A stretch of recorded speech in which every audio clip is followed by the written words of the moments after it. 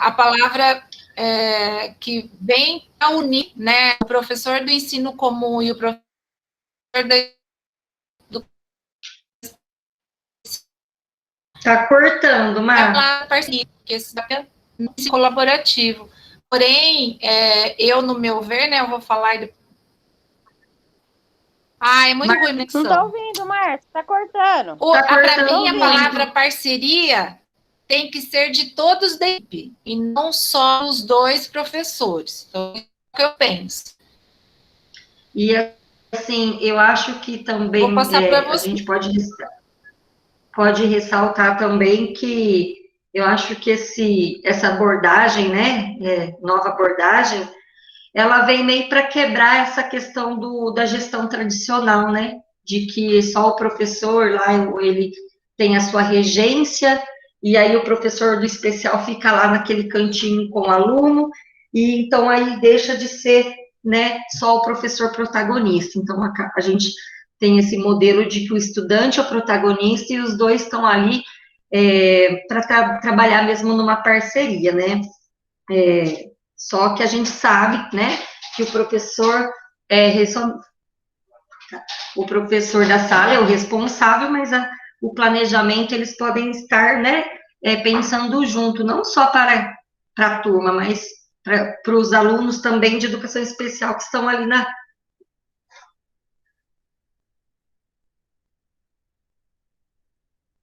Travou, Márcia? Meninas, sou eu que estou travada. Eu estou ouvindo você, Lê. O meu travou aqui, tudo. A Márcia que travou, né? Ai, gente, eu acho que foi a Márcia. É um tal de travamento aqui.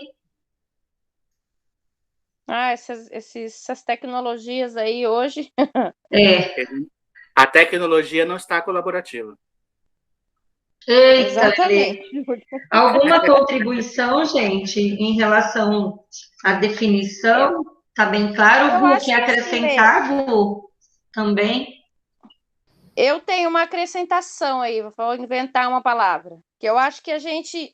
Na verdade, a gente faz isso há muito tempo, Lê. Tá certo que, assim, não é de uma forma que às vezes a gente são casos isolados, que a gente sabe que o professor de sala não colabora com o professor especialista, mas, assim, nós temos casos de sucesso aí no município, né? A gente, desde há 11 anos que a gente está no município, de parceria de professor de sala com o professor. Então, assim, sem querer, a gente já faz esse ensino há muitos anos, né?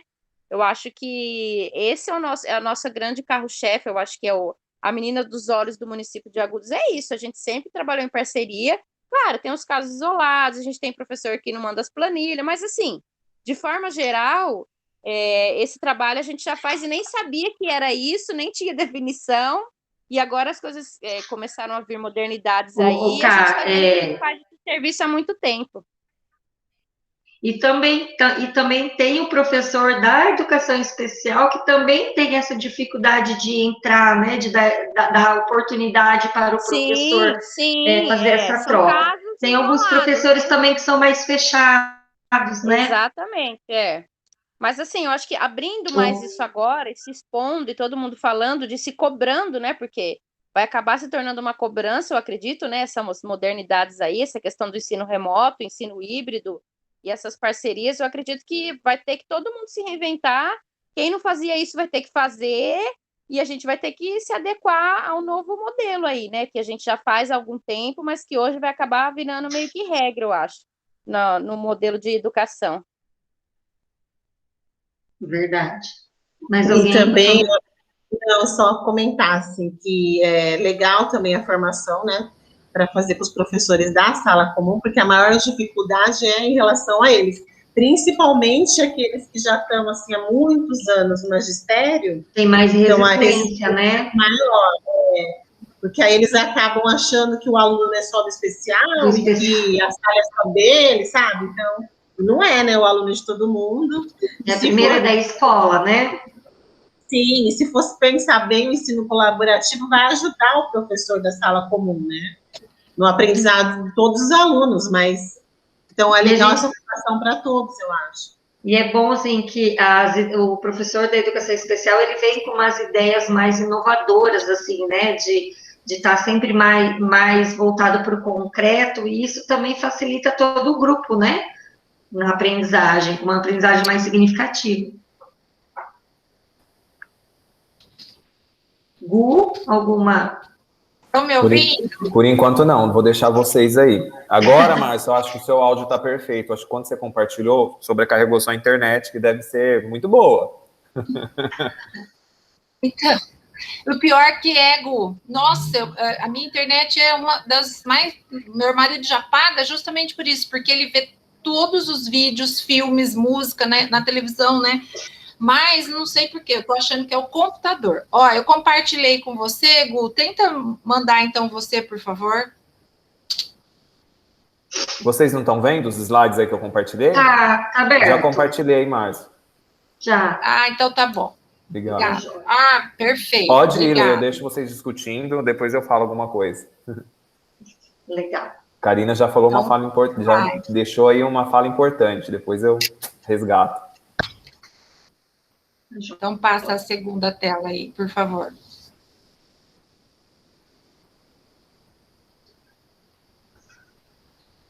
Pode ler então, Karina? Posso, eu leio. É importante, o professor do ensino comum e um professor especializado dividem a responsabilidade de planejar, instruir e avaliar o ensino dado a um grupo heterogêneo de estudantes. Quem quer comentar? É isso que nós falamos mesmo, né? Acho que nós chegamos a falar sobre isso no primeiro, no anterior, No primeiro já? Né? Na definição, acho que ficou bem claro. Sabendo que nem sempre acontece, como a Ká colocou, né? Que já acontece dentro de algumas salas de aula, tem algumas escolas que são mais abertas a esse modelo, porque também depende do coordenador. Eu acredito que se o coordenador também tiver essa visão, a gestão tiver essa visão, eu acho que o trabalho ele é mais facilitador, né? Nesse modelo. Então, eu acredito que é muito importante isso. Pode passar, eu acho que já está bem definido. Eu até estava comentando com o Gustavo, que nós temos, né, já comentei com vocês, então por isso que eu estava comentando com ele, que nós temos muitas coordenadoras que, né, também têm a especialização, que também buscam conhecer os alunos que estão recebendo, e hoje elas querem conversar, elas querem também, né, colocar as opiniões, dar sugestões. Então, assim, para nós, né, que estamos ali, vamos dizer assim, colaborando com a escola, para esse ensino colaborativo, está sendo interessante. Eu acho que está sendo rico, porque aí a gente consegue ver que está todo mundo já se envolvendo, né, na inclusão. E quando as meninas, a Patrícia, né, primeiramente eu enviei os slides para ela, que ela pudesse dar uma olhada, então ela, a princípio, ela já queria passar para as coordenadoras também da escola, então isso é muito legal, né? Vai lá, elas também podem estar contribuindo com a escola, né, com os professores da sala comum, que é importante isso para todo o grupo, não só para nós, né? Como é os dois, então a gente tem que ser bem compreensivo nas duas modalidades. Sim. Alguém quer ler esta próxima tela? Cleo, tá quietinha? Quer ler, Cleo? Não? Eu vou ler e deixar um comentário aqui conectado com o que a Karina já tinha mencionado, tá?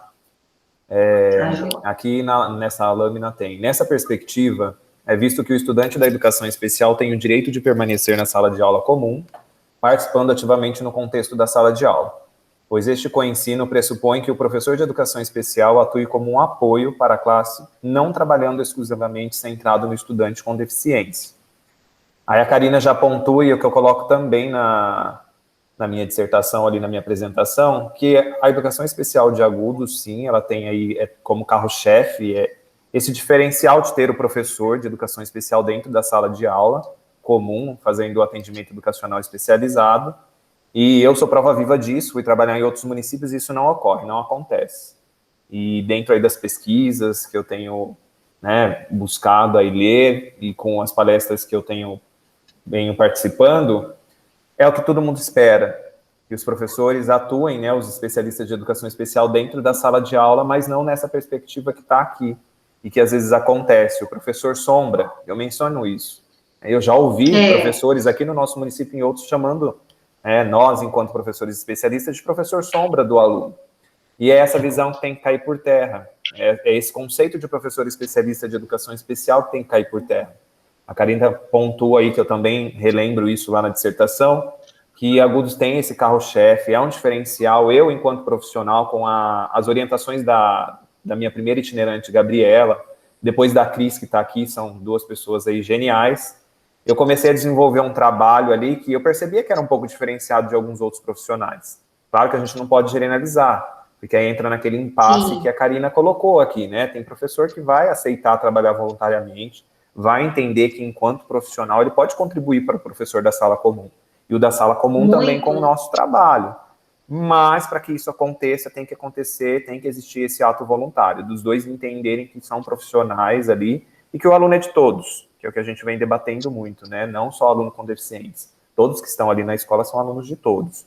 E o que eu tiro dessa lâmina aqui? Não focar no aluno com deficiência. Eu sou especialista da educação especial, nós somos especialistas da educação especial, mas o nosso trabalho não tem que ser focado na deficiência do aluno. A gente fala muito disso, e sim na potencialidade, nas competências. E competências e potencialidades, habilidades, todos os alunos têm. Então, a gente tem que trabalhar em conjunto. Eu acho que é o que eu acredito que vocês queriam apresentar aqui enquanto ensino colaborativo, e aí tem até uma palavra nova aqui que às vezes a gente se confunde, o coensino. E eu defendo muito a parte do coensino, que seria eu, enquanto especialista, poder atuar na sala de aula. Não me recordo agora se eu discuti bastante isso com a Cris, mas eu acho que sim. Porque quando essa articulação entre os dois mesmo, né? Isso. Eu não sei se eu discuti com a Cris isso, mas eu acredito que sim, porque tudo que acontecia lá eu falava um pouco para a Cris do que estava acontecendo. Eu também lecionava. Eu ia à frente da sala de aula, eu ia para a Trícia, fazia um rodízio ali durante a semana de quem atuaria na frente da sala de aula, com o conteúdo, colocando na lousa. A Patrícia fazia um rodízio na sala, auxiliando os que tinham dificuldades. Eu não sei se eu comentei com você, Cris. Parece que faz tempo, né? Foi ontem, mas... Sim, mas nós conversávamos bastante, foi comentado, sim.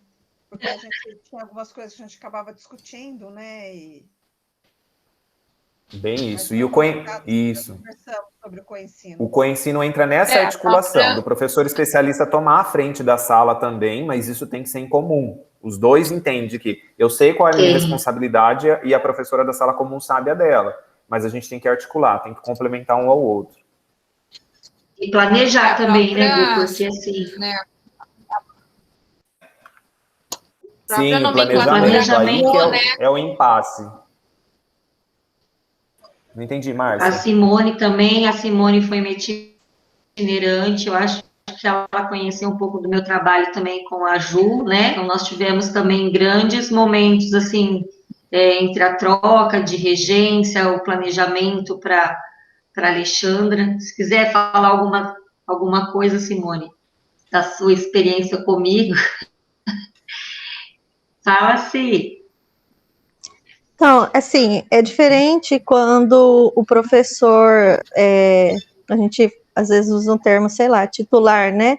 Dá abertura para o professor auxiliar trabalhar realmente em conjunto, né? Não são todos, infelizmente, não é uma prática comum, deveria ser. Mas quando acontece, é de benefício de todos os alunos, né? De todos os alunos, né? Exatamente. Eu estava dizendo que o co que vem antes do ensino já quer dizer, né? Colaborar, corroborar, cooperar. Então, é uma palavra nova, porém, ela já vem dizendo, façam juntos, né? A Gabi acho que está falando alguma coisa. A Gabi, seu áudio está chiado. Não, acho que é porque tinha outro microfone aberto. Melhorou? Opa, sim. Agora sim. Eu quero completar a fala da Cá e também fazer assim vamos dizer assim, um parênteses, né? No quê? Por exemplo, há anos, né, desde quando a nossa equipe está, a Letícia já fez parte dela, a Márcia, o Gu, né, todos que estão aqui, realmente sempre existiu o ensino colaborativo em algumas salas, a gente sabe, né, que tem como, consegue, né, quando os professores, porque eu vejo eles mesmo como parceiros, né, os professores são parceiros, não existe professor e professor auxiliar, eu nunca tratei minhas professoras assim, então é professor da sala regular e professor de educação especial. Porém, nós não podemos esquecer também dos alunos pervasivos, né? Porque se nós falarmos assim, estamos falando só numa expectativa, assim, dos alunos, vamos dizer, mais leves, né? As deficiências, o DI mais leve, porque o trabalho do Gu realmente era esse. Ele, né, a gente consegue, né?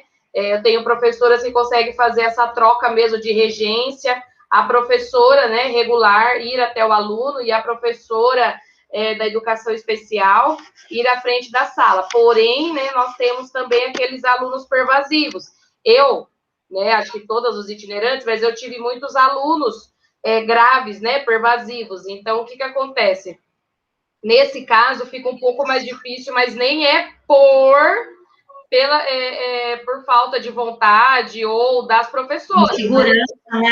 É porque não tem como mesmo, né? São alunos que precisam da professora o tempo todo ali do lado, né? Necessitam de troca, horários adaptados, sair da sala, não é verdade? Porque o foco não é sair da sala, né? A nossa orientação é sempre ficar, mas existem momentos que precisam. Momentos, então, a gente só não pode esquecer, né? Dentro desse ensino colaborativo, claro, também dos nossos alunos mais graves. Porque, como o Gu falou nas outras cidades que ele vai, eu não sei a cidade que o Gu já foi, né? Não conheço. Mas Bauru, por exemplo, até mesmo Lençóis, muitos alunos pervasivos, eles não recebem, né, dentro da sala de aula, porque eles têm a instituição, que as instituições têm a escola de educação especial e esses alunos pervasivos graves, eles ficam na instituição. Então, também tem essa questão que, às vezes, a gente acaba, né, orientando algumas professoras que precisam mesmo ficar, que nem o Gu falou, professor sombra? Não é professor sombra, mas alguns, diante do comprometimento que nós recebemos, acaba, sim, sendo, além de professor de educação especial, acaba sendo cuidador, né, porque precisa alimentar, precisa trocar, precisa acompanhar no lanche, né, precisa fazer todo esse papel, além do pedagógico, também o papel de cuidador. Então, só não podemos esquecer dessa parte, né, desses alunos.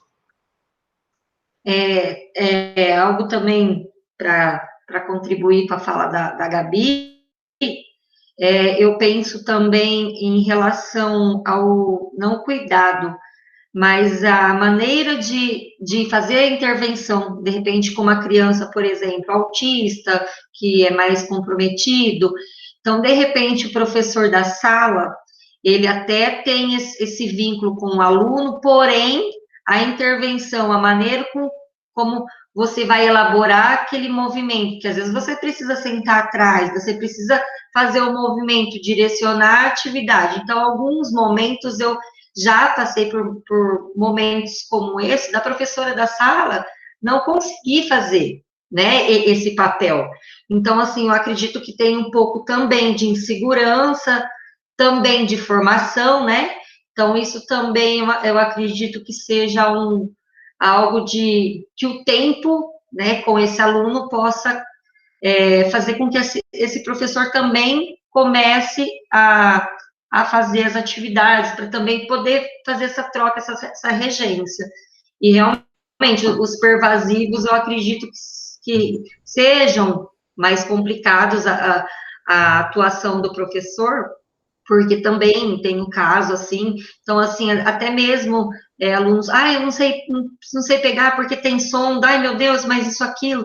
Então, assim, a gente tem essas situações, né, no contexto. Lê, só completando uma coisa que a Gabi falou, que realmente é verdade, porque eu era né, eu estava na sala de aula até ontem, e um aluno com PC. Então, a gente perde bastante tempo nessa questão de trocar, você tem que sair da sala, não tem como, porque a criança usa fralda. Às vezes, criança que se alimenta por sonda, tem que ter enfermeira. Então, todas essas questões realmente influenciam bastante na sala de aula mesmo, porque aí você acaba perdendo um pouco do tempo que você poderia fazer a troca, né? E aí você tem que fazer os cuidados pessoais. A Gabi lembrou isso, é verdade, Gabi. Exatamente, até porque até você voltar.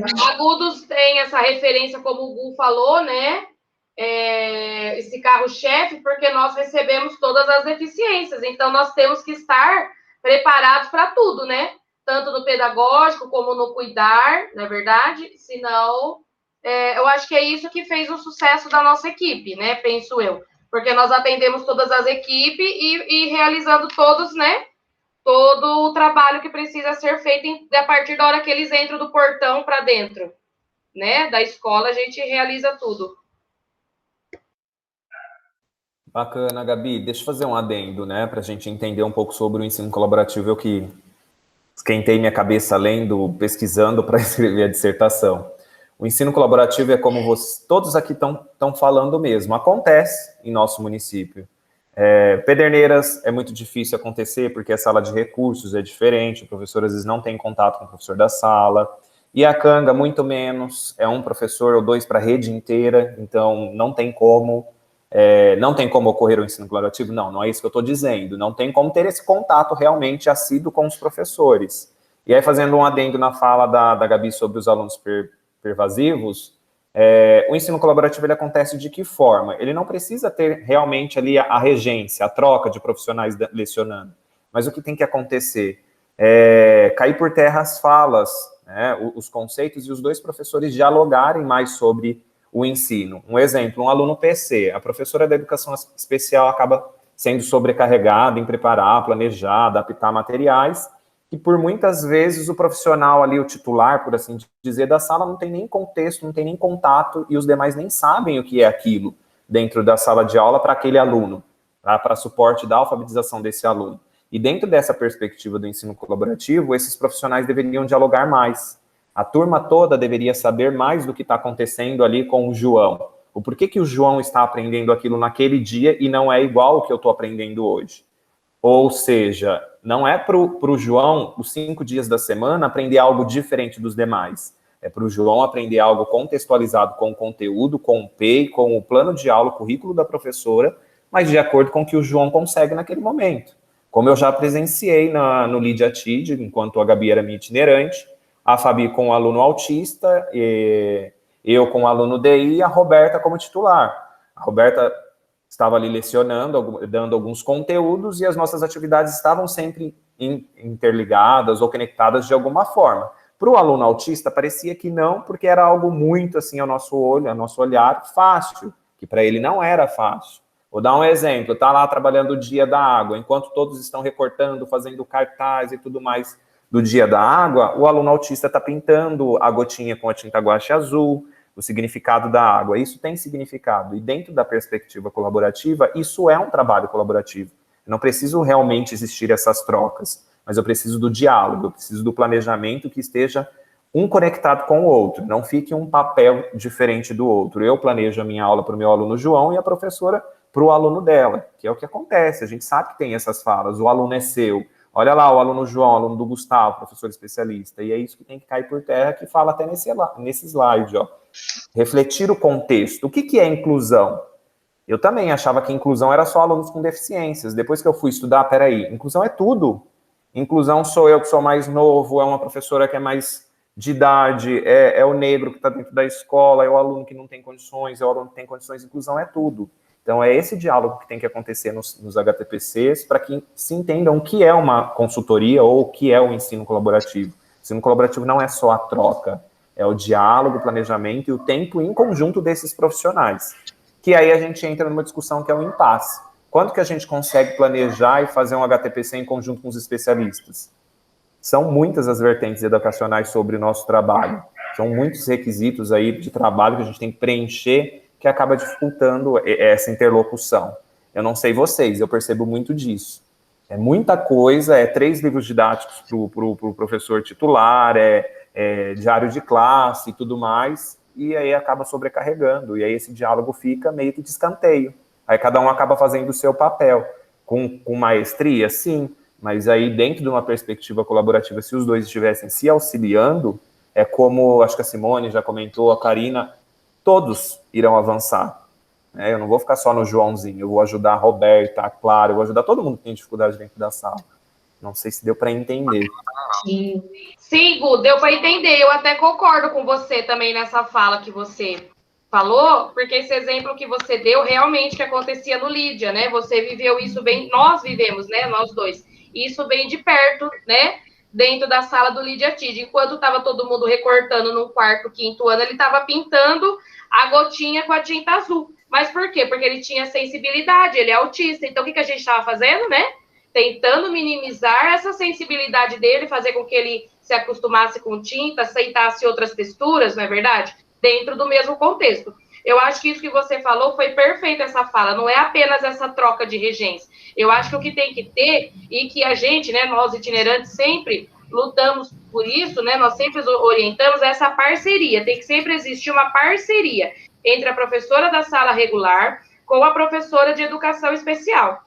E elas precisam ter essa troca, né? Qual é o momento da troca delas? Elas precisam estar sempre, as professoras da educação especial, estar sempre atentas, junto com a professora da sala regular, nesse planejar. Às vezes, não dá tempo mesmo, não dá tempo do planejar. Isso é uma questão que está me preocupando, né? A Letícia já sabe, a Márcia já sabe, e eu vou falar aqui. Isso está me preocupando porque esse ano nós estamos com muito menos professores de educação especial. Então, eu tenho escola que o professor está atendendo 4 alunos, 3, 4 alunos, entendeu? E isso, elas acabam não tendo esse tempo para essa troca com as professoras, né? As professoras da sala regular, porque, por exemplo, a professora que eu tenho que atende 4 alunos, ela tem que ter esse contato durante a semana com 4 professores regulares, você concorda? Né? Para ter essa parceria. E, infelizmente, isso não está sendo possível. Né? Não sei, quem está atendendo, vamos dizer, mais que 2 alunos. Então, eu penso isso também. Eu acho que a palavra mesmo, né, é parceria, né? Ao invés de troca, é parceria. Elas têm que ser parceiras. É a palavra-chave que veio na primeira tela, né? É a parceria. Essa é a palavra forte mesmo, que tem que ter muita clareza que a parceria é a solidariedade, é o envolvimento, é o profissionalismo, porque dentro dessa palavra parceria tem muita coisa por trás, né? Não é parceria de ser só parceiro, de estarem na mesma sala, no mesmo engajamento. Então é isso que tem que ser assim bem apresentado. E essa questão por isso que nós temos sempre que pensar nos alunos, né, Márcia? Por isso que a gente tem que estar sempre... Foi o que nós duas conversamos hoje. Hoje eu estava numa escola, né, que a Márcia estava lá, né, Márcia? E nós conversamos isso hoje à tarde, que nós temos que pensar... Eu sempre pensei, acho que toda a nossa equipe, tenho certeza, nós sempre pensamos nos nossos alunos. Então, os alunos são eles que têm que estar em primeiro lugar em tudo, né? Em primeiro plano, nós temos que pensar neles. O que é bom para eles? Não o que é bom para mim, não o que é bom para o professor, não o que é bom para a escola ou para a secretaria, enfim. Nós temos que pensar o que é bom para o aluno. E essa parceria é muito boa para o aluno, porque o aluno ganha com essa parceria. Né? Essa parceria entre os professores é apenas o aluno que vai ganhar com tudo isso. E o que o Gustavo exemplificou, dizendo, né, colocou aí da adaptação da atividade, e você contextualizou, dizendo que a necessidade dele do momento era tirar, né, essa rejeição sensorial pela tinta. Eu acho muito importante, né, a gente tem conversado muito sobre isso também. Vamos colocar no PEI a parte curricular, com certeza, mas vamos também olhar as necessidades, né? Porque é preciso trabalhar as necessidades, o que ele não faz, o que ele não gosta, o que ele não trouxe, o que ele não tem, né? Porque o que ele já faz, o que ele já sabe, é progredir, isso é fato, né? É só estimular, é só desafiar que vai para frente. Mas o que ele não sabe, nós não podemos vendar os olhos e dizer, não sabe, não, mas eu preciso dar o 2 mais 2, né? é preciso, sim, ter esse feeling, né, para isso que o Gustavo falou. É legal, neste momento, o professor sentir, dá para encaixar aqui, então, a necessidade X, que hoje é o que eu estava conversando com o Júlio, né, que está montando o PEI, dentro deste projeto. Então, acho que essas questões, assim, de abrir os olhos desses filhos, que nós sabemos que vocês itinerantes têm, porém, alguns professores não têm, né? Por quê? Porque começando agora, ou porque já são antigos e, né, de repente falam, mas agora vem com esse modismo, ou professores que nunca trabalharam, não sabem o que é ensino colaborativo, porque a gente tem que ter essa certeza, né? A gente tem uma gama de professores na rede, do fundamental muito maior, que a Letícia pode dizer aí, porém, não dá para falar. Todos sabem o que é isto, o que é a inclusão, o que é ensino colaborativo, né? Gente, e quando o Gustavo fala... Oi? Tá aqui, Karina, tô te ouvindo. Aqui. Quando o Gustavo também disse, a Karina e todos vocês, sobre a inclusão, né? Realmente a inclusão é desde uma pessoa que usa óculos, né, até realmente o PC e todos os outros mais.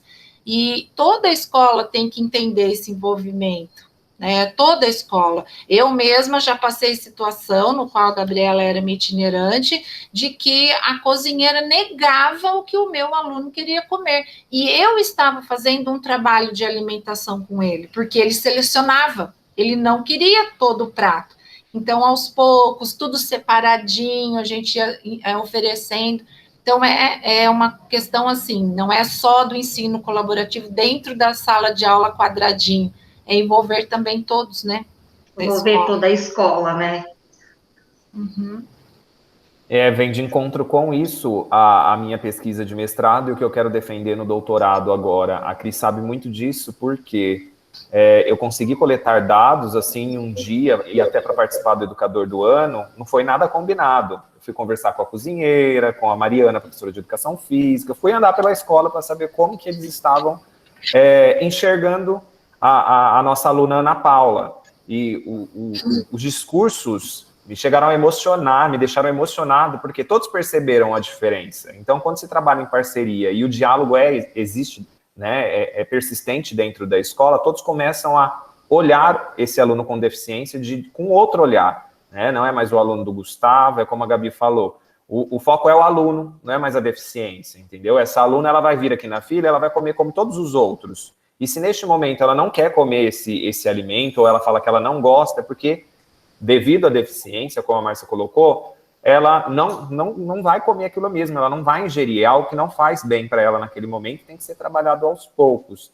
E é o que acontecia, e eu sou grato, né, aproveito aqui, vocês são top da galáxia, não tem nem o que falar, com minhas itinerantes, então, que me aguentava. A Gabi fala aí, né, no início a Gabi até falava, Gustavo, toma cuidado ao sair da sala, os professores estão de olho. Por quê? Tem que ter diálogo, eles têm que entender que o momento que às vezes a gente sai da sala, a gente está indo para uma sala de recursos, às vezes planejar alguma coisa lá. E às vezes esquece desse discurso, eu esquecia desses diálogos. A Cris também já falou muito disso para mim, porque às vezes a gente fica tão individual no nosso trabalho com o aluno com deficiência que esquece que a gente faz parte da sala de aula, entendeu? E eu me coloco nesse papel também, isso já aconteceu comigo. Por quê? Eu fui atribuído enquanto professor de educação especial para atender a aluna X, lá no documento, mas eu tenho que ir para além desse documento, eu tenho que pensar como a gente está discutindo aqui, no protagonismo do aluno. O aluno é de quem? O aluno é da escola, então a diretora vai ter que aprender a trabalhar com esse aluno, a cozinheira, eu, enquanto especialista, professora da sala, que é o embate. Eu sei que vai levar anos aí para as pessoas entenderem isso, mas tem que ter esse diálogo, tem que começar nas formações, a HTPC tem que ter discussão disso. O que é inclusão para você? O que você acha que é inclusão? Aí a gente começa a ligar, né, as luzinhas aqui na cabeça. Legal. E esse é o objetivo, né? Os itinerantes agora expandir para os professores da educação especial, os coordenadores para os outros. Júlio, levantou a mãozinha, Júlio? O Júlio está aí faz tempo, só que... Essa fala do Gustavo, eu acho muito interessante de um ponto de vista. Por quê? Eu acredito muito no ensino colaborativo. Nós fazemos ensino colaborativo há muito tempo. Isso vem de anos. Porém, o ensino colaborativo requer muito também uma educação inclusiva, uma escola inclusiva. E a escola inclusiva, nós sabemos que ainda não é fácil. Se apontar uma escola inclusiva é difícil. Porque escola inclusiva tem que ser desde a cozinheira, desde a que limpa, o professor, todos. Para aí, sim, como ele falou, que ele foi, pesquisou com as pessoas para até estar falando da mudança da Ana Paula, no caso. E eu vejo assim, o ensino colaborativo deve partir de todos, numa escola inclusiva, deve haver a palavra-chave, diálogo, parceria, entre todos, porque se você quer uma inclusão de uma criança, pensa na hora da alimentação também. Por exemplo, está lá a tia da cozinha, a merendeira, também tem que estar colaborando de alguma forma. E isso é o diálogo que é feito com o professor especialista ou a professora do ensino comum também. Tem que haver muitas trocas, entendeu? A troca de ideias. Eu vejo em sala de aula que é necessário essa troca entre os professores, entre os pares que estão lá. E, além de tudo, haver o respeito. Então, aí tem que haver o respeito entre os pares, tem que ter a confiança entre ambos, e isso, infelizmente, algumas escolas até acontece, não haver disputa, entendeu? Porque não ter o medo de ambos, de um se aparecer mais com o outro, que às vezes achar que vai se destacar, em relação em vários sentidos. Então, isso é que eu enxergo, o ensino colaborativo entre todos, também tem esse pensamento que da escola, o ensino colaborativo também ele vai além das escolas, além do muro da escola. Eu vejo que os profissionais também que atendem em clínica, instituição, essas crianças também têm que fazer parte desse ensino colaborativo também, eu acho isso. As famílias também. As famílias, então, por isso que eu falo, além do muro, entendeu? Além do muro da escola. Uhum. E hoje, como a Márcia tinha comentado também, a questão de que as coordenadoras muitas têm especializações, porém, muitos professores também têm. Hoje, o professor que falar que não sabe trabalhar, é um pouco, porque, olha, oportunidade tem o tempo todo, de cursos gratuitos. Hoje, com esse ensino remoto, o que tem de live falando de inclusão? Tem um monte, então tem como você também estar ouvindo, estar aprendendo. O ensino colaborativo não é de agora, vem vindo, quer dizer que todo mundo, de alguma forma, já ouviu falar, entendeu? Então, assim, acho que ter um foco mesmo, acreditar, e é isso, o ensino, eu enxergo dessa maneira. É isso. Os educadores envolvidos na aprendizagem colaborativa apresentam potencial para enriquecer sua maneira de pensar, agir, resolver problemas e sua prática pedagógica. Eu acho interessante aqui esses itens, porque de tudo isso que nós sabemos e estamos aqui trocando, realmente, né, a gente, de repente, pensa só no nosso aluno que foi atribuído, e aí a gente começa depois, mas esse aqui também não está alfabetizado, mas esse aqui não consegue pegar no lápis. O professor que está ali por amor, o professor que está ali com comprometimento e profissionalismo, ele se envolve tanto com a turma, com a professora, que ele automaticamente ele é um professor colaborativo. Agora, é perfil também, tem coisa que não dá para a gente abrir a cabeça e enfiar lá dentro. Perfil. Então, Márcia, você me fez lembrar de uma coisa, a Gabi tá aí, não vou colocar nomes, né? Não vou dar nome aos bois, porque hoje eu amo a professora. A primeira vez, e eu vou falar também, né? A gente como a frase de Sócrates, né? Sei que nada sei. No meu primeiro dia de aula enquanto especialista da educação especial, eu como tagarela, né? Não sei se eu sou filho da Gabi, converso pra caramba. Cheguei na sala de aula, sentei lá no fundinho, já me incomodou. Falei, que é isso? Eu não vou ficar aqui do lado de ser aluno agora? Não, eu quero participar. Aí a professora dando aula e tudo mais, aí eu fiz alguns comentários complementando a aula. Por que eu fiz isso, Jesus? Se eu soubesse que no outro dia eu ia estar numa reunião com a diretora e com a minha itinerante, aí eu, como boa pessoa, como, né, é algo bíblico isso, e eu coloquei isso na reunião, a Gabi tá aí, eu falei assim, peraí, antes de falar de João, o João tinha que se resolver comigo para trazer para a direção. Ela tinha que ter vindo falar comigo que ela não gostou da minha atitude, para depois chegar no chefão. Então, chama essa pessoa aqui, porque eu não vou abrir minha boca se ela não estiver aqui, porque antes de eu falar, ela tem que estar aqui também, né? Porque a gente sabe quando tem muitas pessoas, e aí tudo se resolveu e a gente se amou, porque ela entendeu que eu queria auxiliar. E eu nem sabia o que era ensino colaborativo, eu queria apenas ajudar, não só o aluno que estava ali do meu lado, mas eu queria contribuir com a sala. Então, por isso que aí vem o que o Júlio falou, o respeito e o diálogo. Naquele momento, sem querer, eu desrespeitei a autoridade da professora participando da aula, porque eu não pedi autorização em nenhum momento, ela não sabia nem quem eu era, né? E aí, por isso que tem todo esse diálogo, esse respeito. Eu acho que a Cris quer falar, porque o áudio da Cris está ligado. O Júlio também levantou a mão. Fala, Cris. Não, eu só estou, assim, escutando mesmo. O Júlio começou a comentar os fatos, e aí eu lembrei do Gustavo em sala de aula, né? E como que a parceria dele com a professora do regular se encaixou. Como a Márcia falou, que é perfil, né?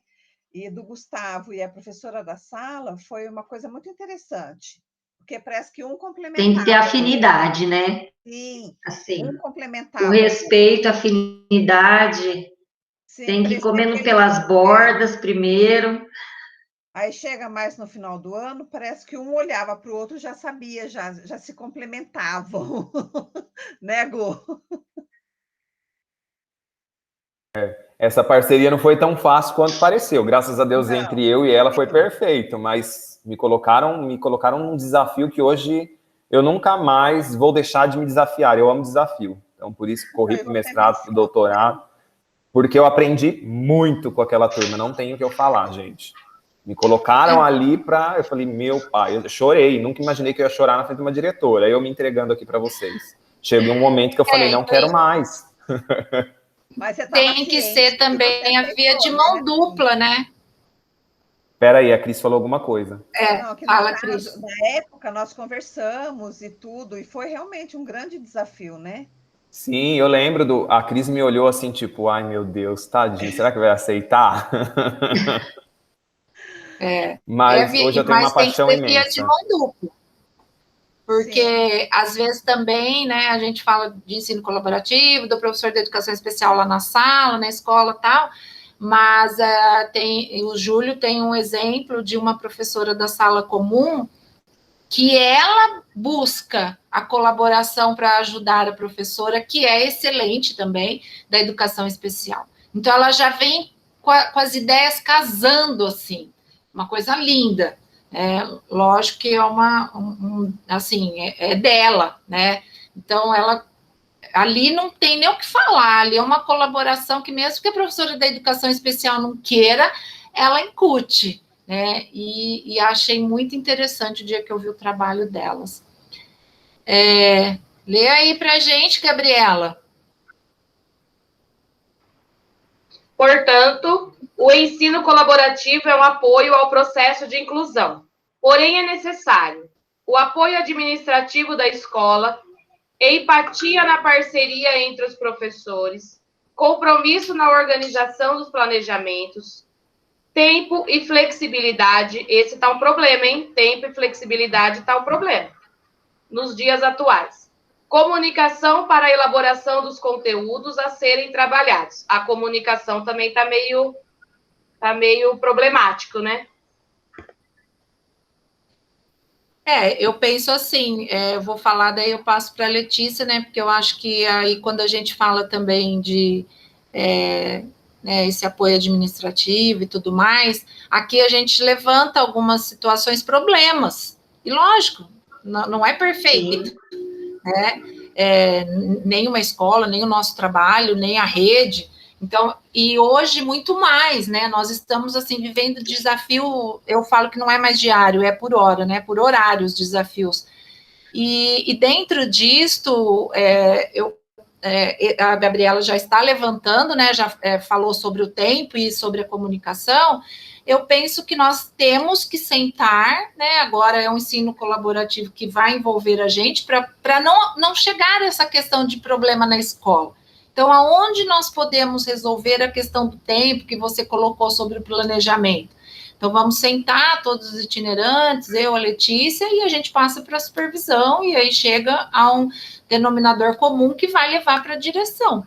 Porque temos problemas? Agora, eu acredito que agora nós voltando, né, no presencial também, eu acredito que o tempo seja uma nova situação que a gente tenha que resolver, né, pontuar algumas situações, tanto dos professores, os alunos que estão retornando, os HTPs que serão propostos para as professoras também, né, tanto da sala comum, lá da escola regular, que também foi proposto desde o início do ano, planejamento, e muitas escolas não fizeram esse momento, então, assim, teve algumas trocas, teve situações, porém, a gente sabe que tem esse momento de troca, que agora no presencial eu acho que é mais, facilita mais, né, porque o professor está ali na escola, o professor está ali mais próximo um do outro, na sala de aula, então eu acredito que aos pouquinhos a gente vai acertando as coisas. Isso, e com relação ao que você colocou e a comunicação, não pode mesmo ter quebra. Então, assim, estamos falhando, né? Eu, a Letícia, ou a supervisão, quem for que seja, comecem a apontar, né? Eu acho que a gente tem que ter essa condição, assim, até de profissionalismo, de sentir que não é pessoal, né? E com relação lá em escola, vocês também têm que sentar e passar para a direção. Olha, está complicado, nós precisamos do apoio de vocês, as professoras não estão conseguindo sentar para planejar, em que momento você vai ceder esse horário, em que momento vai ser feito isso. Então, assim, são sugestões, lógico, que a gente não pode chegar, nem eu e nem vocês, né, passar por cima de supervisora e nem chegar dando ordem para diretor. Mas a gente sabe que vocês, a equipe de itinerantes, são muito bem queridos pela gestão escolar. E eles ouvem vocês, têm um respeito, né? Vocês têm muita capacidade para conversar. Então, colocar mesmo, né? Onde que está essa... E se for comigo, com a Letícia, com a supervisão, a gente tem que entender que a gente é uma equipe, que a gente trabalha para o objetivo do nosso aluno e a gente precisa melhorar, né? Então, eu acho que fica a dica aí. Eu levanto a bola da vez agora, Márcia, pois nós, né, itinerantes, se eu não me engano, os coordenadores também na época, tiveram a formação aí com a Eliana Zanata e a Eliane Mani sobre ensino colaborativo aqui em Agudos. E para além dessa formação, o que eles estavam aí em debate para que acontecesse era a formação com os diretores e depois com os professores de sala comum, para que todos entendessem o que seria essa proposta, que não foge das nossas práticas aqui na rede municipal de Agudos, né? Muitos já estão, né, porque o ensino colaborativo são estágios, tem o inicial, é um casamento, tem o de comprometimento e o estágio final, realmente, de ensino colaborativo. Eu acredito que muitos aqui já estão no estágio de comprometimento, que tem um diálogo bem assertivo com o professor de educação especial, que em algum momento já ali discute as atividades, mas que em algum momento se estagna essa formação, esse contato, né, por conta das vertentes que eu falei para vocês, né, do tanto de tarefas, né, que temos, e podemos aqui colocar também, a administração da escola também tem os seus afazeres, e um apoio central agora, como vocês estão discutindo o ensino colaborativo, seria uma formação já para os professores e para a direção. O que seria isso? Mostrando que isso não foge do que já acontece no município, só que precisa chegar num estágio final. E o estágio final vai corroborar para as práticas de todos, né? Todos os alunos irão avançar, e não só o Joãozinho, o aluno que tem deficiência. Seria um apoio aí importantíssimo da gestão, todos já terem esse conhecimento, porque eu já tive, não vou falar aqui, né, se foi aqui em Agudos ou em outro município, o diretor que chegou e falou assim, olha, o seu papel é ficar do lado do aluno com deficiência, auxiliar ele. Não é você intervir na sala de aula. Porque viu eu fazendo essa troca ali com a professora e não gostou. Aí onde eu falhei, né, eu penso, não foi só ele que falhou, eu também falei, cadê o meu diálogo? Por isso que eu falo, a gente erra também, né, a gente precisa, no slide anterior fala aqui, né, do agir, do pensar, do dialogar, do resolver problemas. Então é a formação, é a leitura. Eu acredito que vocês poderiam levantar essa hipótese, porque eu sei que estava na briga para acontecer. A Patrícia já tomou conhecimento dos slides, fez a leitura, gostou bastante. Então, assim, ela já tem a intenção de fazer essa formação com os coordenadores, né, a princípio. E nós elaboramos, eu e a Márcia, o plano de ação em relação à formação, né, Márcia, com todos os profissionais mesmo. Então, isso né, nós colocamos a longo prazo, que seria o prazo de 21 a 2024, que é da gestão atual. Então, assim, nós temos, assim, muitas intenções, né, algumas estratégias, outras, com a pandemia, a gente meio que fica engessado, sem saber, né, por onde começar, mas eu acho que vamos conseguir, sim, se Deus quiser. Sim, porque o ensino colaborativo, quando a gente pensa em ensino colaborativo, a gente está falando de um especialista de educação especial com da sala comum. Mas aí, se for buscar nos estudos, para além, existe a consultoria colaborativa. E é o que está acontecendo, eu acredito que está aqui em Agudos, é porque eu não estou aqui na rede, então não sei, mas nas outras cidades se juntaram, eu acredito que aqui também, porque a Fátima me falou, minha esposa. Os professores dos primeiros anos estão trabalhando todos juntos, planejando, organizando as atividades. Os do segundo, do Jardim 1, isso é uma consultoria colaborativa, são profissionais de diferentes, né, pode dizer, aqui está agrupando, né, os mesmos anos, mas cada um com o seu conhecimento, trabalhando junto, organizando, planejando junto, né, as atividades, e isso é bacana. É o que traz aqui nesse slide, já posso completar aqui a fala de vocês nos slides? Dentro do ensino colaborativo, temos que entender as nossas responsabilidades. Eu, enquanto professor de educação especial, eu tenho como incumbência desenvolver a aprendizagem cognitiva, psicomotora, igual está aqui nos slides. Adaptar as atividades, os recursos didáticos e tudo mais. E, para além, trabalhar em colaboração com o professor. O professor da sala comum, a gente sabe que o papel principal é o conteúdo, é a regência, o material didático, ele abordar esses conteúdos dentro da sala de aula com domínio e propriedade do que ele está falando. Porém, dentro de ensino colaborativo, eu entendendo o meu papel, professor da sala comum, nada nos impede de trocar esses papéis. Só que eu não vou deixar a minha responsabilidade de lado. Eu tenho que entender que a responsabilidade do conteúdo é do professor. Eu vou auxiliá-lo no planejamento? Vou. Mas o papel principal é dele. A função principal é dele e a minha já vem de encontro com outras questões com o aluno com deficiência. Mas que, no final, nós podemos articular esses saberes, os dois trocando essas funções. Aí aqui fala o papel, né, do educador da sala comum, que é buscar novos caminhos, inovar as metodologias, tudo que a gente sabe que os dois já realizam isso, né? Só que com as vertentes educacionais, cada um às vezes acaba fazendo individualizado, e é o que precisa se juntar nesse momento. Eu acredito que a pandemia veio... Só articular, né? Isso, juntar, agrupar, que eu acho que a pandemia fortaleceu isso, eu tenho visto muito disso, eu mesmo busco muita ajuda dos demais professores. A gente está trabalhando muito em conjunto, que é o que acontece. É isso que eu queria comentar. Eu não sei, né, os slides, ele tem uma base, né, de referência, que alguns apoios, né, que foram buscados sobre ensino colaborativo, porém a gente sabe que a bibliografia ainda, né, o Gustavo está aí como pesquisador, sabe que ainda não tem muita riqueza. Não tem muita bibliografia. E o livro que é ensino colaborativo, que é o da Vera Capellini, e de outras que colaboraram com a escrita do livro, né, se vocês itinerantes já leram, a compreensão dele é muito tranquila, então, assim, vocês podem até... Uma linguagem bem clara. Para os professores, ele custa 20 e poucos reais, 25 reais, e a linguagem é muito clara, e ele traz vários exemplos do que é o ensino colaborativo, professor na frente, professor atrás, professor junto, sabe, estratégias diversas. Então, eu achei muito interessante que o professor possa ter esses modelos, porque às vezes a gente pensa em ensino colaborativo e realmente só nessa articulação, né? Eu adaptando a atividade, ou então o professor da sala comum, né, trabalhando com o seu aluno da educação especial. Então, seria uma indicação aí para os professores de vocês. Leia aí, Letícia. Nossa, deixa eu fazer uma pergunta. Quer que eu falo, Lê? Que hora que encerra a HTPC de vocês?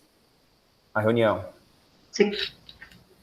Geralmente às 8, mas finalizando não, a gente... porque se eu puder mostrar 2 práticas que eu coloquei dentro da minha pesquisa, claro, para a gente ter uma visão do que já acontece, como vocês falaram, acontecem sim, estratégias de ensino colaborativo, não entendendo muito o conceito, como lá no início eu também não entendia, e eu falava, acho que eu já faço isso, por isso que eu fui pesquisar.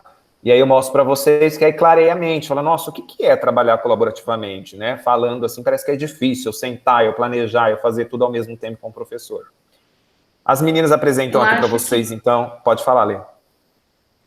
Não, só fazendo a conclusão, você já pode fazer, Gu, porque, na verdade, a conclusão foi tudo que a gente já disse, né? Então, eu acredito que se você quiser dar continuidade, pode dar. Coloca a experiência para a gente compartilhar. E eu fico muito, muito feliz agora, enquanto pesquisador, de ler os slides e ver que as nomenclaturas já estão atualizadas, pois eu sei que muitos ainda usam nomenclaturas erradas, né? Profissionais já atuantes, tem profissional muito gabaritado, muito top, mas que ainda tem algumas nomenclaturas que mencionam errado, né? Aluno deficiente, aluno, né? E aqui vocês já colocam, né? O público-alvo da educação especial, o aluno com deficiência, e isso não foram nós, especialistas, que lutamos para que isso acontecesse, que essa nomenclatura mudasse. Foram os alunos com deficiência, né, que lutaram, eles gostam que sejam, né, chamados de aluno público-alvo da educação especial ou com deficiência, né? Ainda muitas pessoas usam portador, e eu vou dizer o que aconteceu comigo na minha dissertação, o revisor de língua portuguesa mudou todo o meu trabalho e colocou portador. Aí eu falei assim, como que você muda o meu trabalho? Porque ele não tinha conhecimento, e eu tinha mencionado, ele não se atinou. Aí eu tive que mudar tudo no meu trabalho de novo, porque ainda acham, né, e tem esses conceitos errôneos.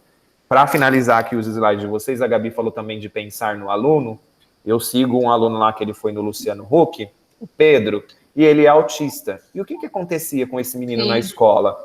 Ele tinha muita curiosidade, ele mesmo fala isso no Instagram, de conhecer a sala de música da escola. Mas sabe o que acontecia? O professor especialista de educação especial tinha visão limitada do autista. Achava que o autista tinha que fazer aquilo, conseguiu, como eu já vi, só montar as pecinhas ali, as partes do corpo e tudo mais, e não expandia os conhecimentos do aluno. Não via que ele já tinha adquirido aquele conhecimento. Mas o autista tem problema de audição, ele não vai conseguir. E certo dia ele entrou dentro dessa sala de música, eu não lembro agora o instrumento que ele bateu lá, e saiu correndo. Ou seja, foi o primeiro contato que ele teve realmente ali com a sala de música, de entrar. E aí ele coloca na fala dele que ele queria aprender música, mas que a escola não oportunizava. E ainda ele fala assim, se eu ficava no recreio com aquele barulho das crianças e com o barulho do sino, por que eu não podia aprender música? Então, para a gente mudar um pouco a nossa visão sobre o que a gente aprende na teoria e fazer o que a Gabi sempre falou, sim, né? Eu vejo que vocês sempre falam para nós, enquanto profissionais lá, e vocês itinerantes, olhem para o aluno e entenda, sim, a deficiência. Pegue o laudo, eu pelo menos, quando eu trabalhei, vocês falavam assim comigo. Pega o laudo, tem o norte, mas olhe para o aluno, o que o aluno precisa. E a gente não precisa estagnar. E aí está o Pedro, um autista que está com sucesso e que vem com uma fala dessa que é de partir o coração, né? Que os conhecimentos dele eram barrados por conta de uma visão limitada do que é autismo. Vocês finalizaram aqui com as referências, né? Capellini, que são as percussoras aí da educação especial. Tem aqui Vilaronga, já vou divulgar. Vilaronga é minha orientadora do doutorado. Se eu ficasse no Unesp, seria Vera Capellini. A Zanata também foi a segunda, né? Uma das primeiras que foi minha orientadora. Vale muito ler esses livros, porque a gente vai ver muita dificuldade de implementar o ensino colaborativo, é tudo que a gente está discutindo aqui. Elas colocam de tempo, de professor que não aceita, de gestão e é muito diálogo. Né? A gente sabe que todo trabalho novo, por mais que venha lá desde 2004, gente, essa temática aqui no Brasil, demora um certo tempo para ser aderido, né? Para ser incrementado dentro da escola. Eu vou mostrar o que eu fiz, vocês vão falar assim, nossa, meu Deus, todo mundo faz isso. E é uma estratégia de ensino colaborativo. Quer ver? Tá tudo bem, Cleonice? Eu tô olhando o rostinho de vocês, desculpa, eu não sou bom com poema como o Júlio, mas eu escrevi um negócio aqui, depois eu vou ler, para vocês darem risada um pouquinho, já que me chamaram. Cadê? Deixa eu compartilhar. Gu, lembrei daquela montagem que você fez no final do ano no Coronel Leite. Eu adoro essas coisas. A Fátima briga comigo porque eu fico vendo as pessoas, eu fico vendo os seres animados, e ela fala, só você, Gustavo, não tem nada a ver. Falo, parece, Fátima, olha aqui. Cadê o slide que eu quero mostrar? Tá aqui. É rapidinho, tá? Não vou tomar muito tempo de vocês. A gente tá aqui cheio de gente grande, não dá nem para falar muito. Dá até um circo-tico na barriga. É horrível, né? Ficar falando aí. Falei para Márcia, vamos fazer uma roda da conversa, né? Porque acho que fica muito maçante, tem mais que produtivo, trocar ideia, né? Conversar. Quer ver? Deixa eu pular aqui. Cerveja, Oi, Júlio. Tá faltando a cervejinha. Tá. Deixa eu pegar aqui. Ó, na minha dissertação, o que eu coloquei? Eu, enquanto especialista, o que eu precisava entender? Né? Eu fiz a pós-graduação, comecei a atuar, aí eu falei assim, pô, eu não entendo todas as leis. Aí me inquietei e fui buscar as leis. Onde começou tudo? Lá no Instituto Pestalozzi, aí vai indo. A gente tem que entender as leis, os direitos dos nossos alunos e os nossos. Eu sei que a gente tem tanto direito aí que a gente podia estar podre de rico com coisa que fazem com a gente e a gente não tem conhecimento. Então, eu já começo na minha dissertação com esse infográfico de 1854 até 2019, todas as leis aí da educação especial que vêm aí corroborando para os direitos das pessoas com deficiências. Mas aí eu vou bater na tecla que vocês estavam falando agora, né, do coensino, da colaboração. O Júlio colocou o respeito, é a chave do sucesso, o respeito, a Gabi falou a parceria, o voluntarismo, e é aqui que eu falei para vocês, ó, estágio inicial de comprometimento colaborativo. Na minha pesquisa, eu fiquei assim, fiquei no comprometimento, fiquei no ensino colaborativo, cheguei ao estágio final, será que eu consegui dar conta de tudo que o ensino colaborativo propõe, dessa estratégia? Conseguimos chegar, não 100% aqui no estágio colaborativo, mas é aquilo que eu falei. A comunicação, ela é mais frequente no estágio de comprometimento, e a gente tem isso aqui em Agudos. Muitos professores que, se tornam amigos para a vida depois que trabalharam junto, como vocês estão colocando aí dentro da sala de aula. Mas não é só isso, vai além dessa amizade, dessa empatia. O foco central são todos os alunos. E aí, no estágio do colaborativo, no estágio final, é realmente vivenciar a sala de aula, os dois em conjunto. É os dois sofrerem, né? A gente sofre. Agora, na pandemia, eu tenho certeza que estamos sofrendo pelos nossos alunos. Então, eu, enquanto professor, e ela, como professora de sala comum, é sofrer por todos. Eu não vou sofrer só pelo meu aluno com deficiência. Eu vou me preocupar por todos os alunos. Esse é o estágio colaborativo, né? Os dois trabalhar realmente em parceria. É eu ligar para a Letícia e falar, Letícia, o que a gente vai dar amanhã? O que a gente vai dar essa semana? Vamos fazer assim, assim, assado? O que você pensou para a aluna com deficiência? E eu já não falo mais minha aluna, porque a aluna é nossa. Ah, então eu vou... Coloca isso, tal coisa, eu acho que tem que trabalhar isso. É essa parceria que é o estágio colaborativo. E aí o coensino que eu falei para vocês, né? Essa troca de regência. Aí muito se fala ensino colaborativo ou coensino. Se for ver, são sinônimos. São duas coisas iguais que se complementam. E aí aqui entra o currículo do aluno, a didática ali dentro da sala de aula, a experiência, e o Júlio colocou também essa questão da experiência. Não tem como se trabalhar uma estratégia nova sem conhecer. Eu tinha conhecimento parcial. A professora da sala não tinha nenhum conhecimento. Eu vou chegar falando, eu vou culpar ela de não conhecer? Não. É aí que é o agir e o diálogo e a empatia. Eu tenho que me colocar no lugar dela. Ela está ali trabalhando como professora do ensino fundamental. O que ela está se dedicando? Ela está se dedicando para entender como alfabetizar. E eu, enquanto especialista, em estratégias de educação especial. Aí eu levei essa estratégia, conversamos em alguns momentos e para que acontecesse. Então aí a gente teve segurança do que a gente queria, porque eu conhecia a estratégia, então não tem como implementar uma coisa sem conhecer. E não adianta eu falar que eu faço um trabalho colaborativo sem ler um livro, sem ler um artigo, sem ter uma formação, para saber aqueles estágios que eu falei para vocês. Tem professor que está no estágio de comprometimento, mas precisa dar o start inicial para chegar ao final, trabalhar em colaboração. E aí as estratégias que eu falei, tá aqui, vocês, eu acredito que todos aqui viram lá no Educador do Ano, os jogos. Esses jogos eu fiz sozinho. Se eu falar que eu fiz sozinho é mentira, por quê? Eu estava ali na sala de aula, dialogando com a professora, eu estava vendo as estratégias delas, metodologias, eu estava ali em diálogo na sala dos professores, em reuniões de HTPC, tendo novos conhecimentos com todos. E daí surgiu a minha estratégia naquele momento. mas é um trabalho feito por muitas mãos. Eu costumo dizer que tudo que eu sou hoje, o que eu tenho, né, muito a ganhar, e acredito que todos nós aqui, é em parceria, né, são feitos por muitas mãos. E aí eu comecei a fazer esses jogos, aí a produção mesmo de abrir o computador e montar, foi eu sozinho, mas a criação em si, as ideias foram surgindo de muitos trabalhos que eu vi. Eu não posso dizer que eu fiz sozinho. Isso aqui é um trabalho colaborativo, porque é um trabalho feito por muitas mãos. Foram muitas ideias, foram muitas discussões, foram estratégias que eu vi ali no dia a dia da escola que eu cheguei a esse produto final, né? Aí tem aqui, Gustavo, isso é ensino colaborativo? É, porque eu trabalhei em parceria com a professora. E aí eu fiz esse produto. Eu trabalhei só com aluna com deficiência? Não, com os alunos que também apresentavam dificuldades parecidas com a dela.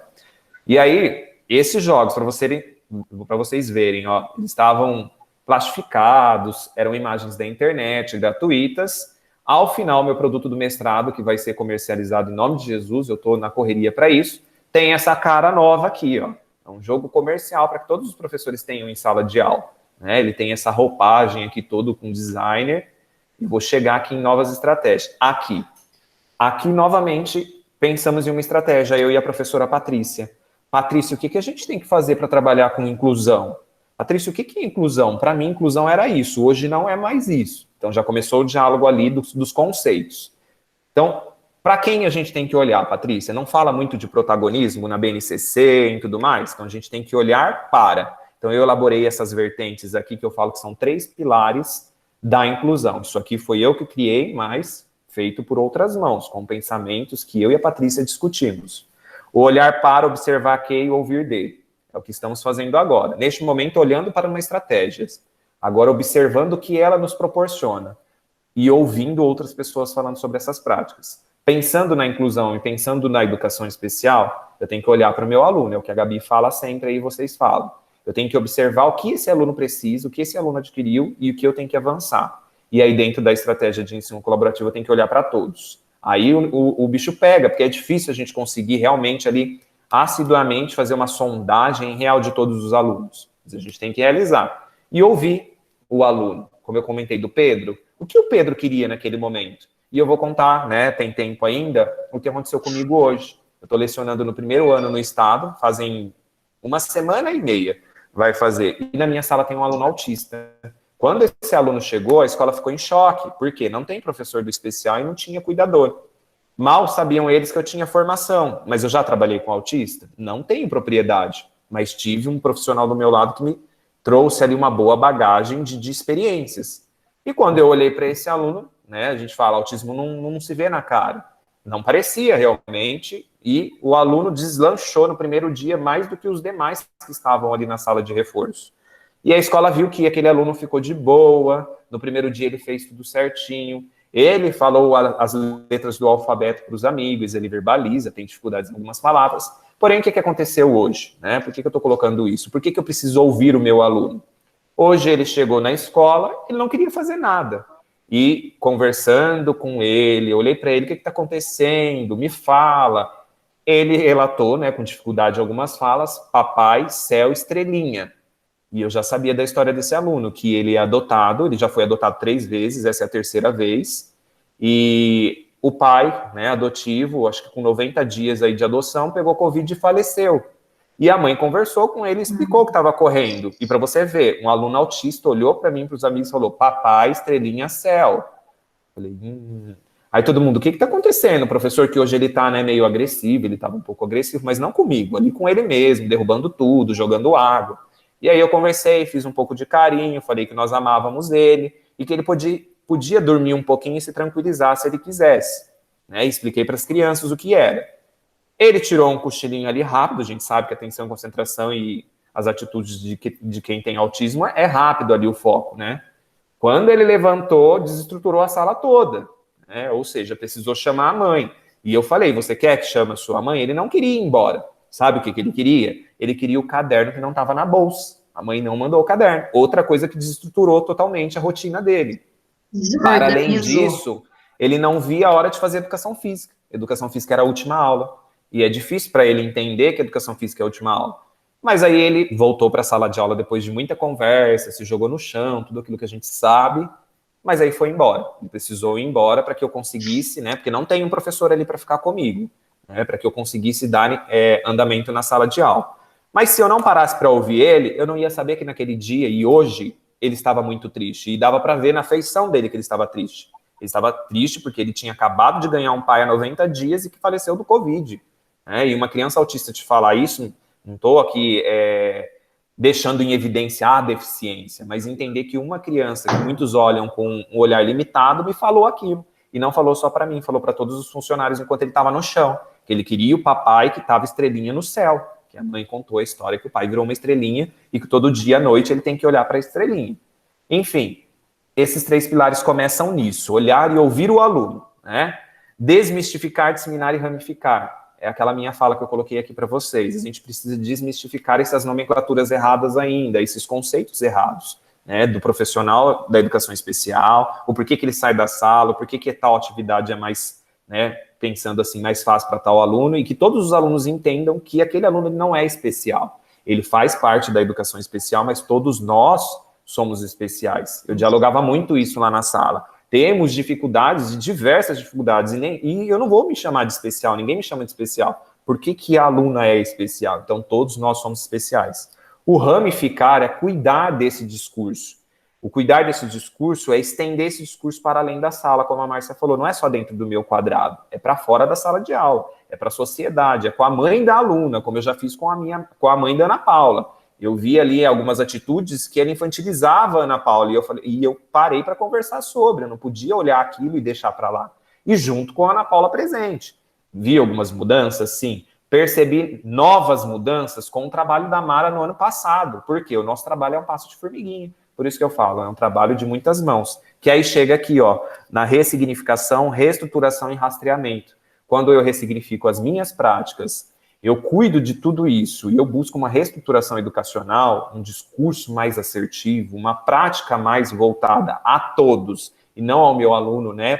Nesse discurso de meu e de nosso aluno com deficiência, eu proporciono rastreamento, um cuidado total das práticas. Então, eu estou ali todos os dias, igual as itinerantes fazem, né? Elas estão ali sempre observando o nosso trabalho. Está em acompanhamento. Ó, muda isso aqui, faz isso aqui. Esse é o rastreamento. Ó, não está mais legal aqui, ó, vamos mudar? O rastreamento é isso. Então, aqui foi uma das primeiras estratégias dentro do ensino colaborativo que eu e a Patrícia criou, elaborou para entender o que a gente tinha que fazer dentro da escola. Que visão eu tenho do contexto inclusivo, que o discurso do Júlio é muito válido, que é raro encontrar uma escola inclusiva. É raro. Ser inclusivo é muito difícil. A sociedade não é inclusiva, a gente sabe disso. E a gente precisa desses 3 pilares para que isso aconteça. Essa foi a segunda estratégia. Aí aqui, ó, que eu falei que todo mundo vai falar, nossa, mas os professores fazem muito isso. Cadê? Tá abrindo aí para vocês? Não foi? Não. Aqui, ó. A Cris sabe e a Cris viu muito disso, a Gabi, quem estava lá. O condomínio fechado. Como que eu vou trabalhar dentro de uma sala de aula, que o problema realmente era o comportamento, eu fui convidado para isso, a presença de um homem para ver se melhorava, né? Mal sabia que o homem aqui não é tão bravo, mas eu tive que ser em alguns momentos autoritário. O condomínio do comportamento. Como que eu vou trabalhar com a aluna com deficiência, com TDAH, né? Com ali andamentos que ela pode ter, né? Autismo, prestar atenção se a sala era desestruturada, né? E a professora estava ali na luta, tentando, e não teve uma conexão, uma empatia com outro profissional da educação especial, e ela se viu ali à mercê sozinha. Quando eu cheguei, a primeira coisa que nós pensamos, olhou um para o outro, falou, a gente precisa trabalhar o comportamento. Eu juro para vocês, isso foi a primeira coisa, a gente tem que trabalhar o comportamento. E o comportamento tem que ser trabalhado dentro do que a aluna com deficiência gosta também. E a Ana Paula é apaixonada, o Júlio está aí, todo mundo conhece, eu acho, pela Turma da Mônica. Foi o start inicial da Ana Paula se concentrar mais nas atividades, Turma da Mônica. Ana Paula não dialogava com os demais alunos da sala, gente. Juro para vocês, era muito raro ela interagir e até com a professora. Então, a gente precisou trabalhar isso com esse que vocês estão vendo aí de vermelho, com o semáforo da Turma da Mônica. A foto de cada aluno e o nome. Toda semana, os alunos que tivessem comportamentos adequados e inadequados, os inadequados sairiam, ficariam no vermelho, não permaneceriam no nosso condomínio, que é um condomínio fechado. Eu explicava para eles, olha, pensa naquele bairro chique, cheio de casa lá de ricos e tudo mais. É esse condomínio. E só vai morar aqui no condomínio do 3º A os alunos que fizerem o quê? E aí eu falo que o trabalho é feito de muitas mãos, a parceria da coordenação e da direção. A Nani deu o start inicial. Para eles entenderem o que é inadequado e adequado, eles têm que falar. O que eles acham que eles não devem fazer e o que eles devem fazer. Isso é um trabalho colaborativo, envolveu a gestão também.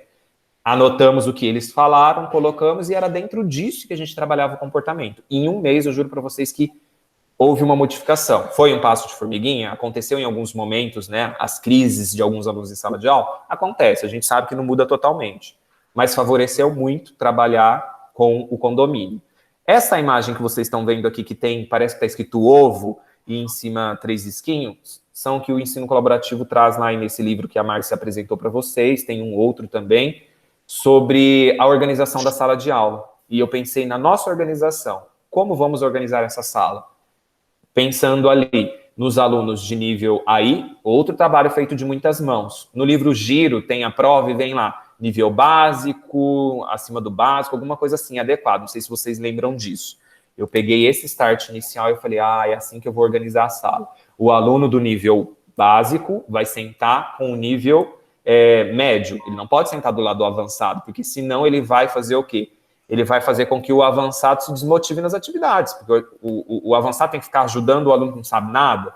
Então, sempre assim, interligando as carteiras, e a gente começou a fazer rodízio. E aí o comportamento melhorou, assim, porque eles começaram a sentar em duplas, em trios, em V, do jeito que está aqui, eu fui fazendo. E olha só, tem aqui, não dá para ver muito, tem eu e a Patrícia sempre andando dentro da sala de aula. Eu não ficava todo o tempo sentado do lado da Ana Paula. Nós caminhávamos pela sala, então é aquele caminho, aquele discurso, a didática era dos dois em si, em partes dentro da sala de aula. Então os alunos nos viam como 2 profissionais que estavam ali para auxiliar todos. Isso aconteceu de um dia para o outro? Não. Eu ouvi muito eles falando assim, você é o professor do especial, por que você tem que chamar a minha atenção? Você tem que sentar do lado dela. Aí entra aquele agir, o diálogo que eu conversava, e eu falei da estratégia de ensino colaborativo, pincelado, que é um conceito mais para adulto, mas para eles entenderem, se eu trabalhasse com a Patrícia junto com eles, eles iam aprender muito mais rápido, todos iriam ali aprender. E aí aqui, por final, o cantinho da leitura, porque a socialização, o comportamento mudou da sala, estava um pouco mais quieta, não precisava ficar mandando muito alunos para a diretoria como acontecia, né? Eles estavam respeitando mais, né? Existiam ali palavras de baixo calão naquela sala de aula, eu fiquei assustado, a Cris está aí, quando eu cheguei para trabalhar nessa sala, eu falei, meu Deus, 3º ano desse jeito? Mas precisava ali desse trabalho de comportamento, né? Era uma sala que passou alguns profissionais que desistiram da sala, então os alunos precisavam de professores, profissionais que colocassem um pouco ali de regras de convivência.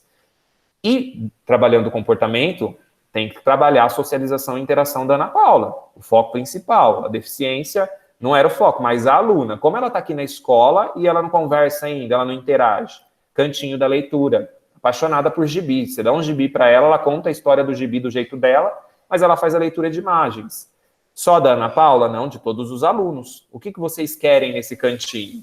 Aí eles falavam o que eles queriam, montei o cantinho. O que vocês acham que fica mais aqui aconchegante para vocês esse cantinho? Tio, se tivesse um tapete, levei o tapete. Terminavam a atividade, se tivesse tudo certinho, poderiam levantar quietinhos, não precisavam nem pedir autorização. Levantavam e ia ler um livro, ia contar uma história um para o outro. Era um momento ali muito aconchegante de socialização de todos. A Ana Paula ainda tinha um pouco de dificuldade de se aproximar, mas com o tempo, todas as fotos que eu tirei podem ver, ela está ali participando, ela está ouvindo, ela está pegando o gibi, ela está interagindo, e os alunos passaram a chamar ela pelo nome, e não mais da aluna especial, ela pelo nome, e ela começou a reconhecer o nome, os nomes, dos amiguinhos pelo condomínio, por conta da foto. Não sabia ler e escrever ainda? Não, mas com a imagem ela sabia quem era. Esse é o João, esse é o fulano. E aí o que aconteceu? Tem as imagens aqui também, as atividades foram melhorando, a escrita, o desenho, né, a aquisição da leitura, sílaba simples, que se fortaleceu com o trabalho da Mara o ano passado, por isso que eu falo, é tudo um trabalho de formiguinha, um profissional complementa o outro. E aqui, nessas imagens tem várias fotos, desde a organização da sala de aula. Ana Paula não ficava todo tempo, toda semana no fundo, não tinha isso comigo lá, ela tinha que sentar onde ela quisesse, com quem ela quisesse, então ela sempre escolhia. No momento, sim, que eu precisava de uma sondagem mais sucinta ali com ela, mais cravada no que ela sabia ou não sabia, eu afastava um pouco para o fundo para ter uma atenção maior no meu trabalho. Mas todos os outros dias, tem aqui até a imagem que tá bem pequenininha, mas ela está comendo no intervalo. E a funcionária, a Lúcia, né, que eu falei para vocês que eu falei com todos, falou, Gustavo, ela não comia, ela ficava sentada sozinha, escondida, ela não interagia, era muito difícil levar ela para pegar comida. Depois que ela começou a ter essa socialização e interação na sala, ela se sentiu pertencente ao ambiente escolar. Ela falou, pô, eu estudo aqui, todo mundo está aqui, todo mundo me reconhece, eu sou a Ana Paula. Ela começou a ver a identidade dela, passou a comer junto com as colegas, e esse dia eu não fui lá tirar a foto porque eu fui lá. Os alunos correram me chamar, falaram, olha como a Ana Paula tá, e ela ficou muito feliz, né, de tirar a foto. Na educação física, a Mariana falava, né, que ela tinha muito medo de participar, né, se resguardava, isso também porque ela não tinha muito equilíbrio, então ela tinha medo de se machucar, passou a interagir mais. Tanto é que ela gostava muito, aqui na foto tem o Gabriel, tem como que chama o nome dela? Até esqueci agora. Mas ela brincava muito ali com 3, 4 amigos, ela escolheu ali, né, os seus melhores amigos, mas ela participava de tudo. Ou seja, foi uma estratégia mirabolante? Não foi, é algo que a gente já faz no dia a dia. E eu peguei, né, dos conhecimentos dos outros profissionais ao visualizar, incrementei e montei a nossa estratégia. E deu certo, é isso que é o trabalho colaborativo, é o trabalho feito por muitas mãos. Por mais que muitas das vezes não está aqui escancarado o nome de quem, né, estava ali, mas a estratégia beneficiou todos. E aí eu chego no diálogo, não só beneficiou a Ana Paula, porque eu fui visitar ela na pandemia, o ano passado, com máscara, tá, gente? Eu sei que não pode, mas eu pedi autorização para a mãe, porque eu queria ver como ela estava. A Ana Paula estava lendo palavras com sílabas simples. Eu tenho um vídeo aqui, eu chorei com ela lendo as palavras. E ela não lia nada. A Cris está aí, prova viva. Ela contava até o 10 e se perdia. A Ana Paula saiu contando ao 100, né, até o 100. Ela se perdia no 70, né? Mas o restante, reconhecendo os números, pedia para escrever? Tinha um pouco de dificuldade? Tinha, porque ela estava no processo inicial de alfabetização. Mas para uma aluna que contava até o 10 e se perdia, chegar a contar o 100 e reconhecer, em sua maioria, todos os numerais, é um grande avanço para a gente da educação especial e para o professor da sala. E aí eu chego no discurso que não foi só ela. Eu tinha, na sala de aula aqui, eu posso mencionar o nome com vocês, não publiquem esses vídeos, pelo amor de Deus. Não. Vocês são itinerantes. Vocês conheciam o Guilherme tinha um comportamento super, né, era surreal, mas isso era dele? Não posso dizer que era dele, era do ambiente externo, era o que o Guilherme vivenciava, e ele transbordava aquilo em sala de aula. Aquilo me doía o coração de ter que ser, em alguns momentos, muito autoritário com ele. Porque eu sabia que se eu mandasse um bilhete, eu chamava atenção, ele ia apanhar de fio de ferro, ele falava isso para nós na escola. Mas melhorou muito o comportamento, as notas dele. Os alunos batiam palma pelas notas de todos. Eu contava a história na frente da sala de aula, era eu que falava das notas, do giro, eu auxiliava na aplicação, então a gente estava sempre ali, eu e a Patrícia, trocando as funções, mas sem perder a nossa função e a nossa responsabilidade. Para além do Guilherme, teve outros alunos ali, ó, que deslancharam, tirava 5, 6 na prova do giro, eu sei que nota não é tudo, mas a gente consegue visualizar um avanço no final pelas notas. Então, a estratégia de ensino colaborativo não é algo mirabolante, Agudos está um passo muito à frente de muitos municípios, porque eu trabalhei em Acanga, Pederneiras, estou em Bauru, vi como é São Manuel, porque fui fazer a prova, conversei com profissionais de lá, e Agudos está um passo à frente. Então, a gente não pode perder isso. E a gente não pode enxugar demais, eu vou colocar essa fala, vocês que são supervisoras, agora coordenadoras, né, do especial, os profissionais da educação especial. A gente tem que colocar, sim, não é 1 para 1. As pesquisas dizem isso, a gente não precisa de 1 para 1, desde que tem os alunos pervasivos. Se a gente quer manter o top Sim. da galáxia da educação especial, esse aluno vai ter que ter um professor lá na sala de aula, mas que trabalhe com o ensino colaborativo. E a gente tem um regimento aqui em Agudos, né, das nossas atribuições, desculpa. Seria legal colocar ali dentro dessas atribuições o trabalho colaborativo, trabalhar em parceria com o professor da sala comum, né, porque aí o professor vai perder essa visão de que ele tem que trabalhar só com um aluno com deficiência. E ali vai estar cravado na alma, né, como a Érica diz, estou apaixonado pela Érica também da educação especial, que tem que cravar na alma, a gente tem que estar ali para auxiliar todos, né, a gente é severino dentro da escola, a gente auxilia todo mundo. E é isso que eu queria contribuir com vocês, não sei se várias cabeças pensam melhor que uma só, né? Perfeito. essa foi a minha pesquisa de mestrado, né? Esse foi o meu trabalho, né? Tem muita coisa que foi feita. Márcia, deixa eu só mostrar que vocês comentaram aí, eu vi que vocês estão bem antenados. O Júlio, eu acho que falou, né? Eu falo muito disso. Trabalhar a educação especial e a educação inclusiva vai além de trabalhar com os profissionais da educação. Tem que trabalhar com todos, e é isso que eu quero defender no doutorado agora, porque não se encontra pesquisa, gente. Eu pesquisei em bases de dados internacionais, não existe trabalho de formação, por exemplo. A gente vai receber uma formação de como trabalhar um brinquedo dentro da escola, lúdico e para além da sala de aula. O merendeiro nunca tem essa formação, o servente nunca tem essa formação. Talvez o da educação especial é exclusivo, é excluído, ele não tem essa formação. Por que todos não podem ter essa formação? E é isso que eu quero defender no doutorado. Todos precisam dessa formação. E tá aqui o que o Júlio comentou, ó. Eu criei, esse foi eu que criei no meu pensamento aqui de estudos. O que tem que acontecer dentro da escola para chegarmos realmente ao ensino de qualidade e à escola inclusiva. Deixa eu ampliar aqui para vocês. Não sei se está dando para enxergar. Tá. Eita. Aqui. Um espiral. Esse espiral tem duas pontas, né? Se eu abrir esse espiral, ele tem o ensino de qualidade, a sociedade inclusiva, e embaixo tá aqui, né? Deixa eu colocar aqui. Aqui, a escola inclusiva. Mas para que isso aconteça, a gente tem essas vertentes que eu falo para vocês. Essa palavra eu vou falar também que é um trabalho de muitas mãos. Eu ouvi da boca da Tereza, supervisora da educação, né? Que era ela que falou essa palavra e eu fui pesquisar. Falei, nossa, que palavra é essa? Por que ela fala vertentes? E agora não sai mais também. Vertentes. Temos várias vertentes. Para trabalhar, né, e ter uma escola inclusiva, uma sociedade inclusiva, primeiro temos que ter a formação, o entendimento. Quando se começa a ter a formação, a gente enxerga aqui, ó, os desafios. A gente começa a enfrentar muitos desafios. Dentro desses desafios, eu não posso me perder no meio do caminho e estagnar e falar, não quero, eu quero fazer só o meu trabalho, deixa quieto, isso para lá. Não, eu vou buscar novas ações, por isso que está aqui ações em verde, né? O verde é de esperança, buscar novas ações. Quando eu começo a entender novas estratégias, eu implemento, aí tem a implementação. E tudo isso acontece em 7 passos, em 7 caminhos da espiral. E eu gosto do número 7, que o número 7 é o número da perfeição. Então, o trabalho perfeito para ocorrer, ele tem esses 7 passos. O primeiro, pensando agora na escola, inclusive pensando na educação especial. Eu preciso conhecer o meu público. Quem são os meus alunos público-alvo da educação especial? Quem são os alunos que eu estou tendo aqui dentro da minha escola que eu estou recebendo? Sem deficiência ou com deficiência? Segundo, todos os profissionais da escola precisam conhecer esse público. Todos os alunos, sem excluir os alunos com deficiência. Os professores, especialista, diretor, coordenador. Sabendo que cada um tem a sua responsabilidade, mas que não se perca no caminho e não deixe de entender e compreender o público que está ali dentro da escola.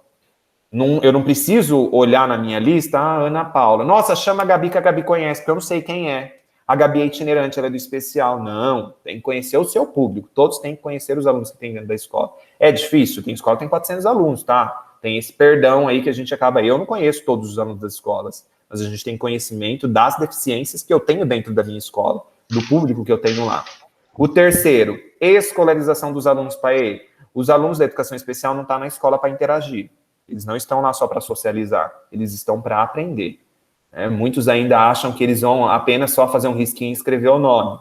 O aluno está ali para muito mais do que isso. Eu ouvi um discurso hoje no jornal de uma aluna autista que passou em medicina. Ah, Gustavo, mas o autismo dela é leve, ok. Mas e o grave, né? O severo? Ele tem outras questões e outras potencialidades que podem levar, né, um conhecimento maior na vida dele, de autonomia. Às vezes o aluno precisa aprender a ir ao banheiro, aprender a se vestir, e ele não sabe, ele vai precisar aprender isso e levar para a vida toda. Ok, você desenvolveu esse aluno.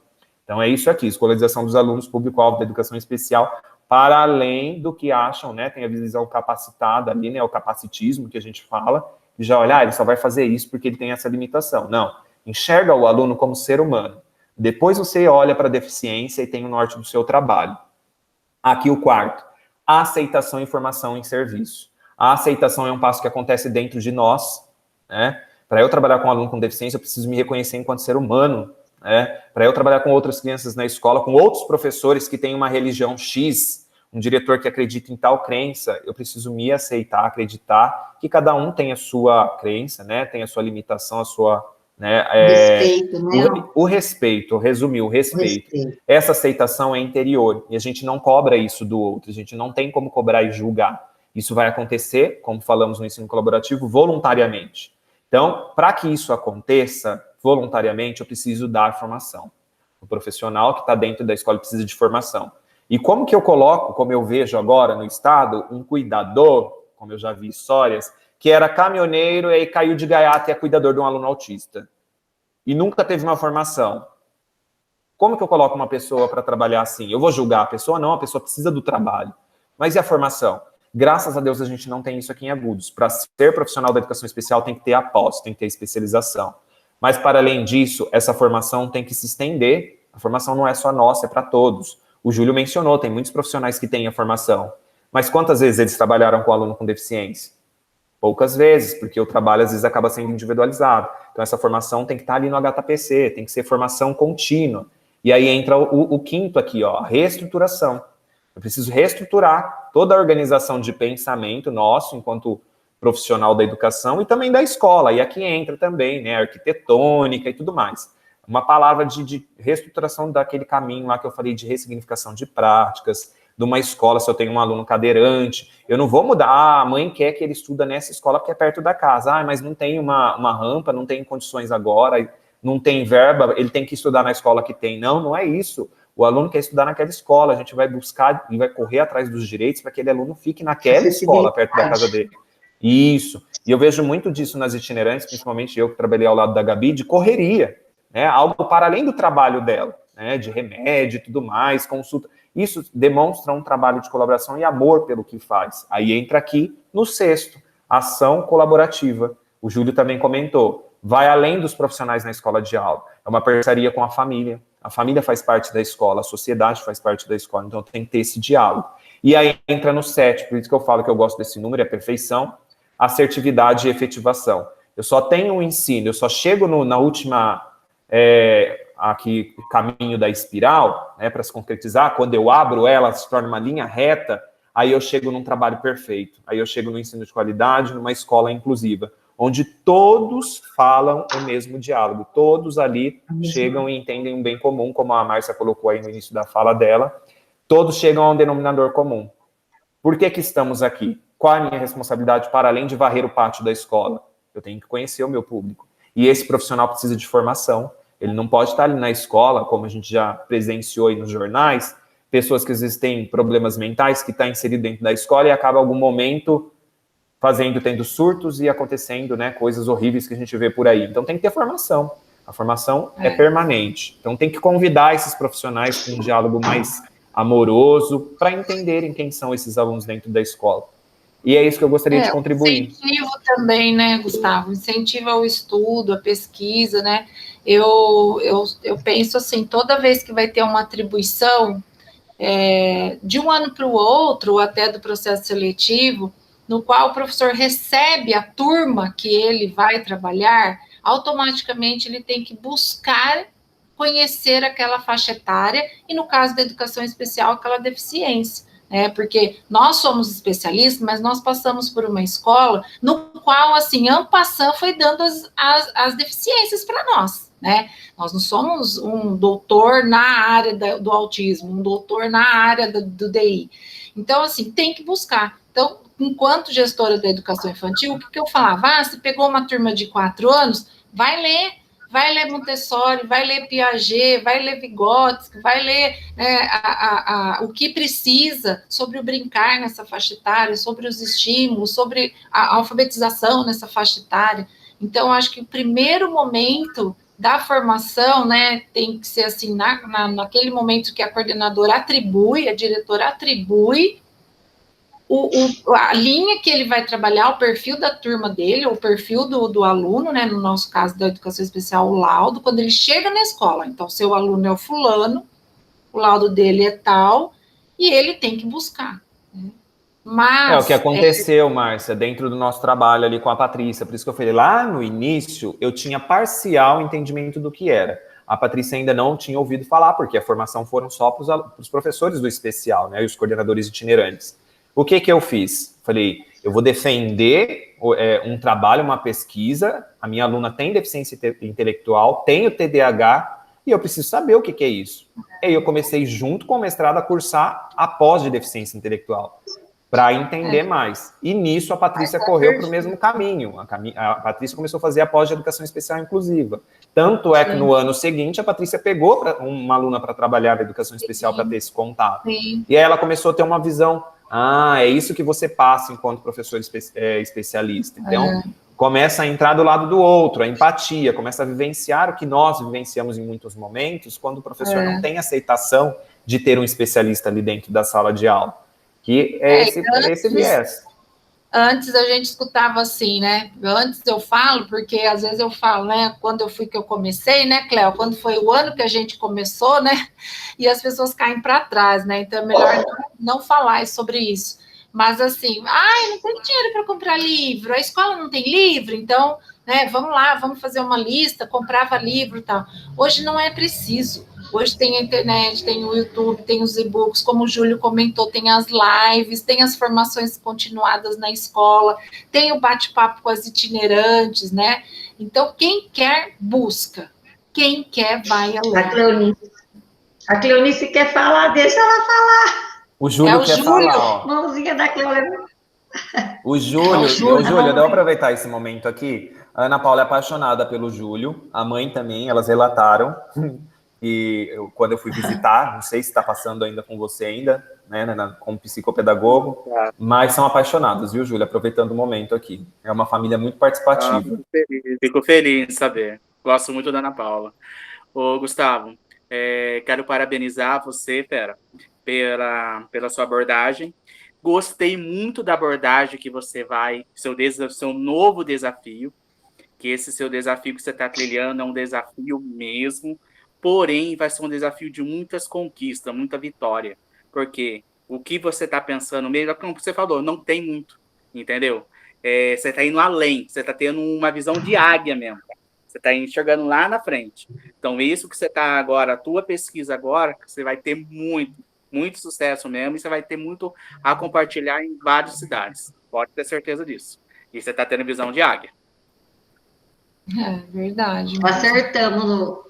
Obrigado pelo elogio. Não vou chorar aqui não, viu, gente? Já chorei tudo que eu tinha para chorar. Muito obrigado, viu, Júlio? E vou aproveitar para falar da Cléo. A Cléo tá aí quietinha. Eu não tive muito contato com a Cléo. Mas um dia, lá no Lídia, eu estava sentado.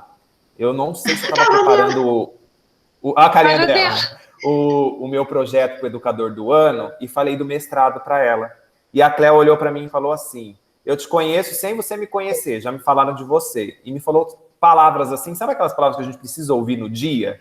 Tipo assim, vai lá, busca. Porque eu já ouvi muitas pessoas falando assim, você quer abraçar o mundo. Calma aí. Mas, gente, espera aí. Se tá no meu momento de abraçar o mundo, eu vou tentar abraçar. Se o mundo me abraçar, eu tô feliz. Se não...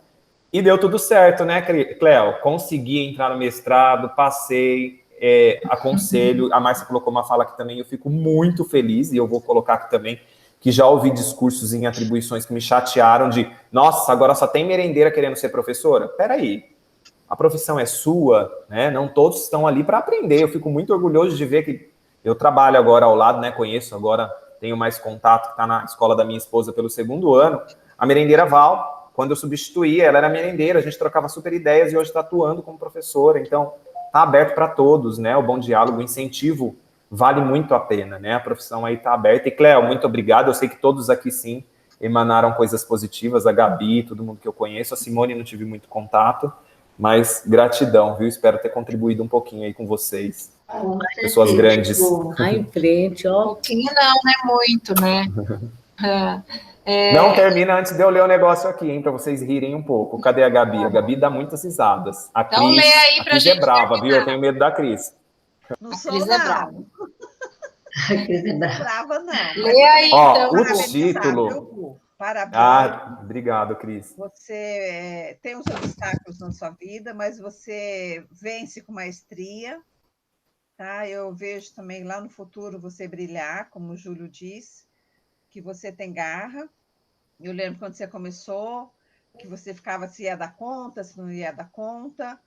E por fim, aí, ó, tá vendo como seu caminhar está indo longe? E eu te desejo que o seu caminhar brilhe lá na frente realmente e que sempre traga novidades para nós sobre a educação e sobre os outros conceitos que estão por vir aí. Viu? Parabéns. Quando a pessoa busca desafios, é sucesso. Sucesso.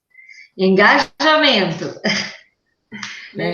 Vai com a gente que é sucesso. É aquilo que eu falei, gente. Eu peguei um conhecimento de cada um que eu conheci e a gente tem que pegar assim. E o Júlio tá aí, o Júlio é homem, o Júlio sabe, vocês sabem que para nós na educação, o desafio, não vou falar que é tão maior, mas é maior, porque eu perdi minha sala de aula em Inhacanga e eu achei que eu ia infartar, eu juro para vocês. Eu passei no cardiologista, vou voltar, graças a Deus, meu coração tá ok. Porque eu falei, e agora, eu vou dar aula onde? E entreguei mais de 15 currículos em escolas particulares. Eu só tive uma escola que me ligou porque eu conheço a dona, mas ela não tem como colocar eu lá ainda, porque tá... Mas eles não escolhem, eles não pegam a gente por ser homem, né? Eu não escolhi defender as minhas pesquisas, né, no mestrado, doutorado sobre isso, porque eu sei que tem bastante gente falando sobre, se for pesquisar. Mas a gente passa ainda por um olhar torto, que a gente sabe ainda que é um desrespeito e tudo mais. Então, o que eu tenho ganhado com a profissão, e que eu vejo que o Júlio também já alçou grandes voos e vai alçar muito mais, né, chegando à educação, livros e tudo mais, cultura, é um grande ganho para a gente, você sabe disso, Júlio, porque a gente enfrenta muita coisa ainda, muito olhar torto por parte dos professores também. Vai lá, Gustavo, lê. Vou ler. O título, né, já que elas estão as bambambam, né, itinerantes, é Márcia e Letícia. Vocês são os títulos, tá? De vocês eu não vou falar nada. Ai, Jesus. Vocês convidaram justo eu, Tagarela e Zoeira. Quem me dera ser tão... Júlio, eu não sou bom em poema, tá? Tô aprendendo ainda. Desde o colégio. Quem me dera ser... Depois tem a segunda versão do Júlio. Não, e eu termino a minha dissertação com um poema, vai vendo. Eu falei, professora, pode, porque eu quero. Agora é o momento. A dissertação é minha. Ela falou, não, pode. Quem me dera ser tão grande quanto todas vocês itinerantes. Cléo profissional sem igual, assim como a Karina, que nos ensina a trabalhar não somente com o Léo, mas nos capacita com suas orientações para trabalhar com a Gabriela. Profissional elegante e tagarela. Não existe outra igual, só existe ela. Cristiane tão calma e serena, tão diferente da Simone, séria e plena. O famoso Júlio escritor transcreve suas experiências com amor. Renata, por onde passa, faz sua serenata. Agradeço, gente. É muito bom ver vocês. Eu amo trabalhar em agudos. Obrigado. A gente agradece, Gustavo. Eu lembro quando eu passei no concurso, nós somos colegas, né, de educação especial, e quando eu fui chamada no concurso, você sentou na minha sala, ouvindo eu falar, ali eu era coordenadora e você é o professor, aí você disse assim para mim, nossa, a sua fala é de coordenadora. E hoje eu digo para você, a sua fala é de um mestre. Então, parabéns, muita dignidade mesmo no seu trabalho. Nós estaremos sempre dispostos a colaborar com você, né? Assim como também usufruiremos, né, do seu trabalho, das suas pesquisas. E temos a agradecer de você estar aqui conosco, assim também eu quero agradecer todos vocês que a gente já falou no começo, nós estamos no 3º ou 4º turno do dia, mas estamos aqui todas presentes. Fica aí um grande beijo no coração de todos. Lê. Sem palavras, agradecer, né, mais uma vez o Gu, que a gente se fala quase, ontem fiquei morrendo de vergonha de não ter acordado a Mel para te mandar a mensagenzinha, e assim, ele contribuiu muito mesmo, né, tive momentos de conhecimento hoje, Gu, quero agradecer, tá, algumas coisas novas que você trouxe também, então assim, todo dia é dia de aprendizado, então sempre que a gente precisar, eu vou contar com você, porque eu sei que eu posso contar com você. Então, assim, sucesso, porque você já está brilhando. Amém. Vamos tirar um print aqui? Cadê o sorriso de todo mundo? Eu vou tirar Cadê um a print Simone e aqui. a Karina? Cadê a Carinha? Vai, Simone, a Simone aqui. O que a Simone é? Simone. Séria e plena. Cadê a Simone? A Karina, falta a Karina. A Karina tá ali, magérrima, gente. Para de tomar Aqui chá, hein, Karina? No meu não aparece. Cadê o sorriso? Eu tô tomando cerveja, não tô tomando chá. Aê! A próxima formação é cevada, viu, Márcia? Você tá vendo? Pra Karina. E próximo sarau, você está convidada, hein? Ô! Gente, me então tá contrata, bom, gente. Fala aí com o governador para eu voltar para Agudos, pelo amor de Deus. Vamos entrar nem se for de RPA. Puxa. Verdade. Beijo, gente. Bom descanso a todos. Obrigada. Tchau, tchau. Deus, obrigada, Gustavo. Boa noite. Obrigada. Boa noite, meninas. E meninos. Meninas e meninos. Vocês já comeram chocolate? Obrigada, Gu.